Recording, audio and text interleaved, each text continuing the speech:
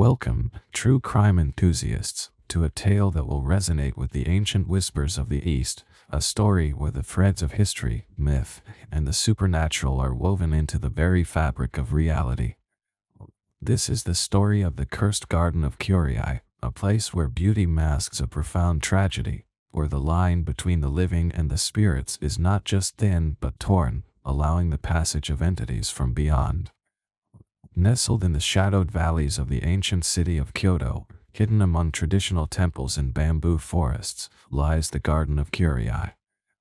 Once a place of unparalleled beauty, known for its meticulously cared-for gardens and the tranquility it offered to poets and scholars, Kyōrei has transformed into a tale of caution, a reminder of the impermanence of peace and the weight of history. The garden was originally constructed during the Heian period by Lady Hanako, noblewoman renowned for her love of nature and her mastery of traditional Japanese arts. It was said that she could converse with the spirits of the garden, bringing forth flowers in winter and calming the winds with her psalms. However, her life was marred by tragedy.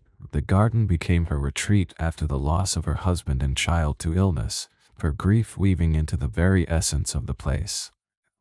After Lady Hanako's death, the garden turned from a sanctuary to a haunt. The first whispers of the curse began when a series of caretakers met their ends in ways that defied natural explanation. One would be found drowned in a pond not deep enough to submerge an adult, another would disappear while tending to the ancient cherry trees, only for his shadow to be seen moving independently through the garden at night. Some claimed to have seen him, his face twisted in silent screams, a testament to the horror he encountered. The garden became known as a place where the boundary between this world and the next was not just blurred but completely dissolved. By the late Edo period, Kyōrei was a place of pilgrimage for those seeking to connect with the other world or to challenge their sanity. Stories abounded of apparitions appearing at dusk, of whispers carried on the wind that spoke of sorrow and longing. A samurai, seeking to prove his bravery, entered the garden one evening, his last known words, "I see the beauty of the afterlife," before he was never seen again.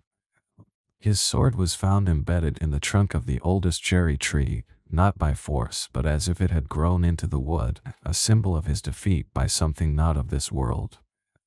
In the modern era, interest in Kyōrei reignited with the arrival of Professor Akiko Yamada, a folklore specialist with a deep interest in the intersection of Shintoism, nature, and the supernatural. Her research suggested that the garden might be a natural habitat for yokai and other spirits, a place where human emotions, and particularly grief, had summoned or created entities from the collective psyche. Her experiments involved setting up cameras and sensors to document any unusual activity, but what she captured was more than she bargained for. Footage showed lights floating where there should be none, shadows moving against the wind, and at one point, a figure resembling Lady Hanako herself, walking through the garden, her form translucent yet clearly grieving. More disturbingly, the recordings sometimes captured sounds of laughter turning into wails, as if the very air was alive with the torment of the spirits.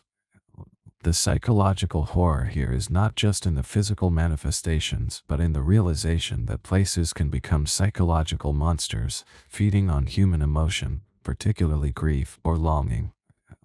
The Garden of Kyōrei became a mirror for the soul, where one's deepest fears could manifest into physical forms. Professor Yamada's findings led to a surge in interest, but also in tragedy. Several individuals, drawn by the allure of the supernatural, entered the garden seeking answers or perhaps to join the spirits. Some never returned, others came back changed, speaking of visions or an overwhelming sense of sorrow that clung to them like a shroud. One case involved a writer who entered to find inspiration but instead found himself writing in an ancient script, recounting his own death in the garden over and over, his mind trapped in a loop of terror. One of the most chilling incidents occurred when a group of university students decided to spend a night in the garden as part of a dare. They recorded everything, intending to debunk the myth, but instead, their footage became the most compelling evidence of the curse. The video showed them laughing, then suddenly, silence fell as a soft, mournful melody seemed to play from nowhere. One by one, they disappeared from the frame, their expressions changing from amusement to terror, until only the camera remained, pointing at the empty garden, the sound of weeping fading into the night. Later analysis showed that each disappearance coincided with the appearance of a shadow not cast by any physical object, a shadow with too many limbs, moving with unnatural speed. The Garden of Kyōrei was eventually sealed off by local authorities, deemed too dangerous for public access. However, it remains a point of fascination, with stories continuing to grow around it. Some believe it's a place where one can communicate with ancestors, others a resting place for spirits with unfinished business. There are tales of the weeping woman who appears at dusk, her tears turning into flowers that bloom only at night, and the shadowless man who walks the paths, his presence heralded by cold spots and the smell of decay.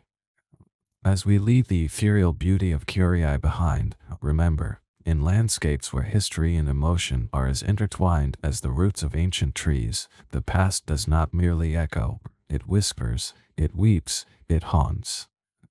The cursed Garden of Kyōrei is a testament to the enduring power of grief and the thin veil that separates our world from the one beyond, where the psychological can manifest into the physical, where the line between life and the afterlife is not just blurred but obliterated.